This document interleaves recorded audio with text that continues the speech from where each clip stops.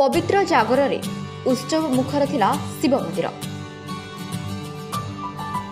शिव मंदिर रे फाटी पड़ुथिला देवालय।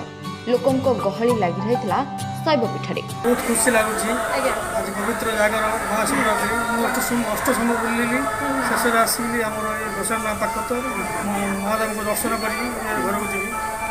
अष्टशंभु भितर ये कौ शंभु बोली आपण नहीं अष्टशंभु रजांकर प्रतिष्ठा किंतु एटा हमरो ये हलदिया पत्र बासींकर मंदिर।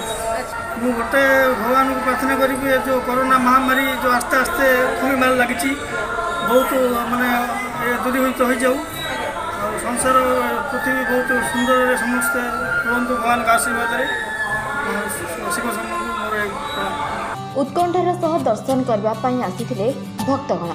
2 वर्षर व्यवधान पर भक्त मानकर उत्साहर सह भक्तिपूर्ण वातावरण देखा मिलता मंदिर प्रांगण में।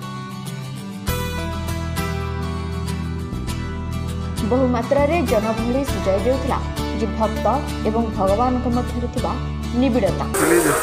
समुद्र स्वयं शिव महादेव सी जो समुद्र विष बाहर से विष को से ग्रहण करते जो माने संसार से मंगल करने जो विष पान कर आज से दिन भी समस्त पालन कर से दिन ये रखिक जे आज जगह पालन कर मंगल धन जन जौवन अकर्म कर्मदाता सी समस्त सत्कर्म सच्चिंता सत्बुद्धि दिखते।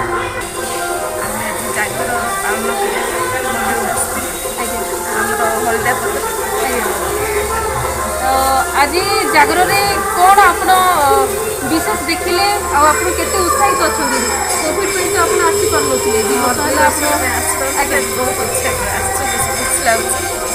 बहुत बहुत धन्यवाद। सकाळू महादेव नीतिकांति समाप्त होगा पर अभिषेक कार्यक्रम हो भक्तों दर्शन कार्य आरंभ होता। ब्रह्मपुर जिले कुमारी साहू रिपोर्ट आम टीवी।